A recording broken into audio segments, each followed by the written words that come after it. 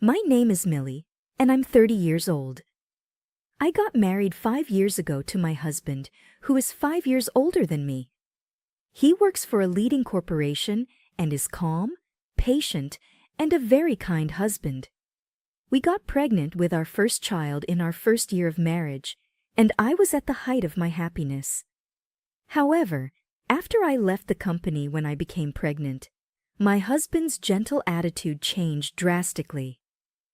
"Hey, where's my food?" One day, when my morning sickness was so bad that I couldn't get up. Before I knew it, I had dozed off until late afternoon.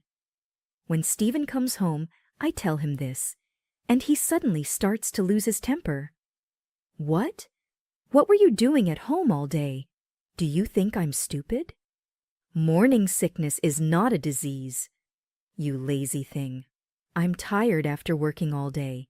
Hurry up and get food ready."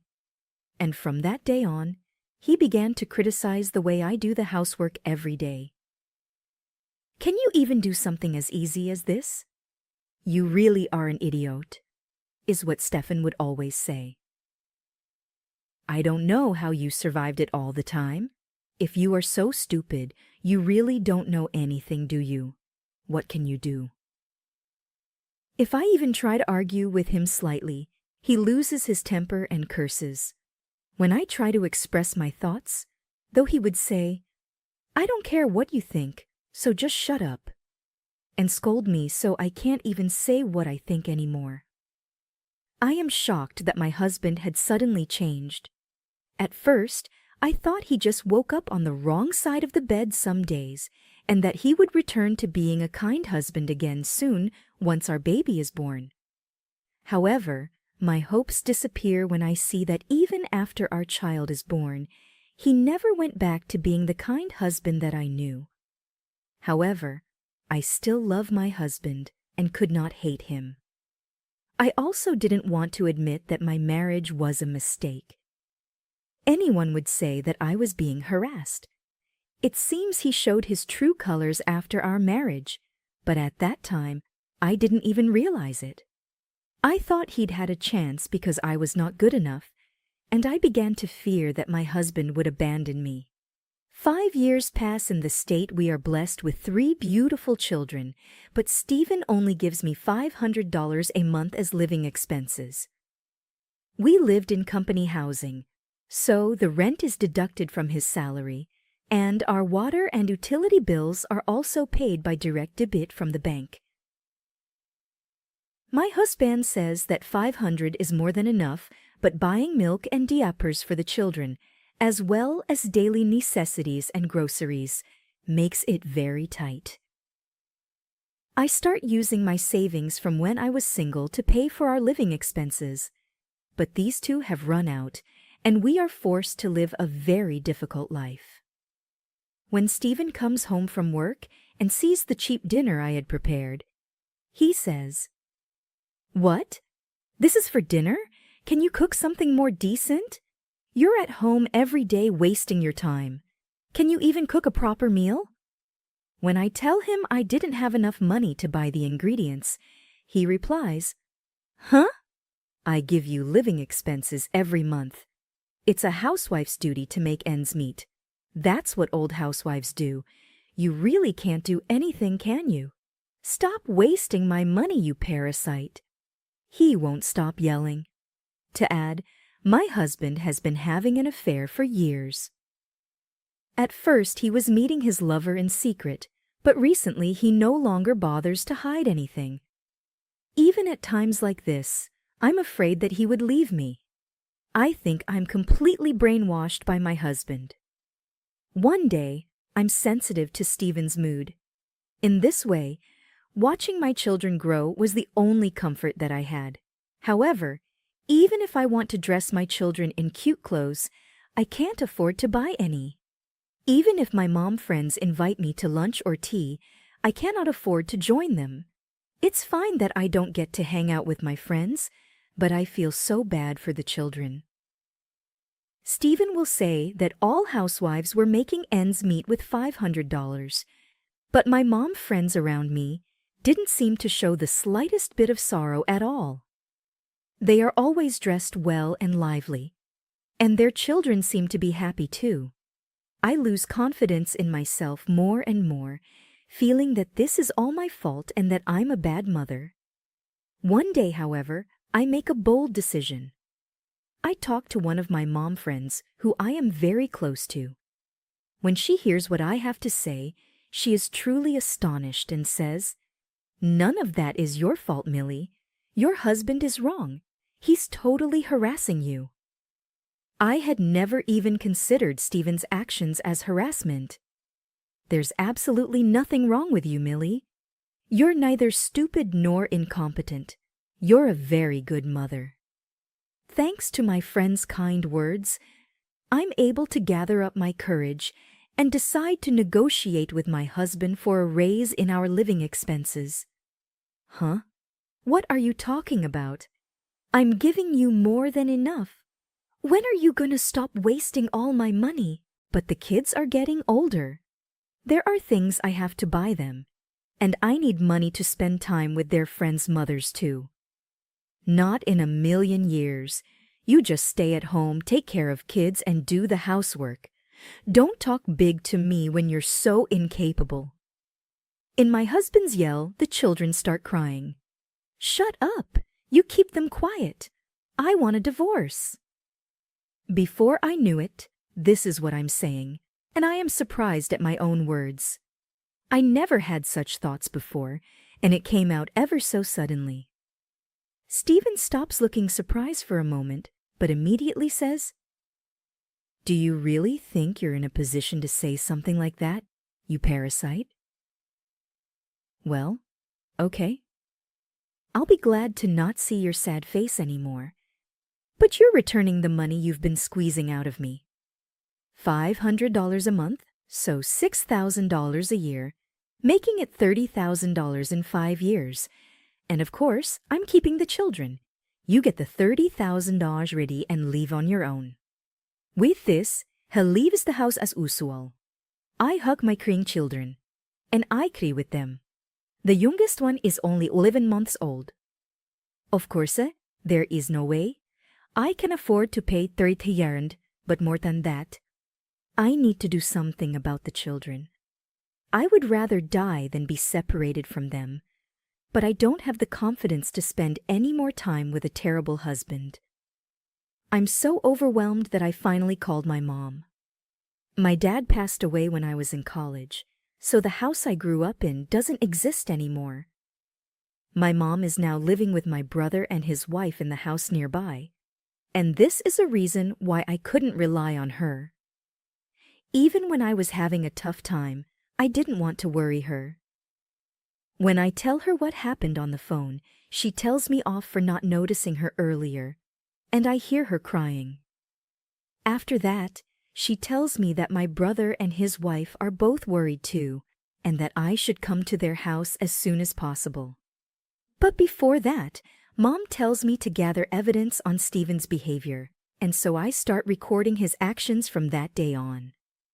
Receipts of him buying presents and brand products for his lover, as well as hotel receipts of them staying together, in addition to credit card statements, are all carelessly thrown in the garbage, so it is easy to gather evidence. My mom hires a lawyer who speaks to Stephen. He is saying he doesn't want to get a divorce, even if we were separate. He says he is keeping custody of the children. I feel this is going to take a long time and decide to get ready to take the children to my brother's house. However, while this is happening, we find out that Stephen has stomach cancer. As it was detected early, they said it can be cured by surgical removal. Stephen goes to stay at the hospital. Life without my husband at home is truly peaceful and refreshing, and I feel so calm all the time. Perhaps it is because I have become more cheerful, but I feel that my children also seem to be livelier than usual. Seeing my children in such a state, I become even more certain that I need to get a divorce. I have no regrets leaving my husband, who says his cancer is due to stress from my actions. I'm determined to raise my children on my own and make them happy no matter what." Then Stephen suddenly softens his attitude and says he is willing to divorce me. It seems that by finding out about the cancer and having his life in danger, and by overcoming it, he has realized that he wants to start his life all over. Now that he has been given a second chance at life, he wants to reset everything, let go of all that is unnecessary, and live life with the people who are truly precious to him. Even in a situation like this, it's all about himself. I don't mind what he says about me, but to call the children unnecessary too, I am just stunned. However, there is no reason for me to throw away this opportunity to get divorced. I swiftly get things done before Stephen changes his mind. He seemed to have no regrets letting go of the children anymore, so I asked him to sign the pledge that states he will never see them again. This is convenient for me. Though I will not be receiving child support, he is going to be paying a large amount of compensation, and I'm also requesting compensation for his lover. I'm finally able to divorce this man. Stephen is concerned about what everyone will think, so he tells his colleagues and the neighbors that the moment he got ill, I was the one who left him. I'm frustrated at how selfish he can be, but more than that, I'm just pleased that I got to leave him. I'm finally free, and my life is about to begin. Filled with a sense of happiness and freedom, I leave the house where I had lived with him for all those years. Shortly after my departure, I hear that Stephen married a lover he had been seeing for many years. It seems she works under him at the office. I rent an apartment near my brother's house and am raising the children with my mother, brother, and his wife's help. I also found a job. It has not been easy, but I am much happier than before. 6 months later, my mom tells me that she received a phone call from Stephen's dad. Something happened to Stephen. I hurriedly call his dad back and find that Stephen has gotten a divorce again. Fortunately, his cancer has not recurred and he's still alive and well. He was living a peaceful life with his new wife, but it seems that after a while, he started harassing her too. She left the house immediately and divorced him soon after. She also made a scene at the company they both still worked at and told everybody about Stephen's attitude, which led him to quit.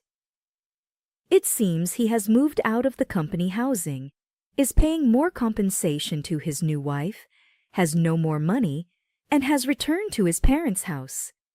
He has lost all his energy and is saying he wants to see his children and start over with me again. His dad couldn't stand seeing Stephen in his state anymore, so he decided to reach out to me. I feel so angry. I'm finally free. But Stephen appears in front of me like this, as if a ghost. He had an affair for so many years and got married after finally getting rid of me, but got divorced after 6 months.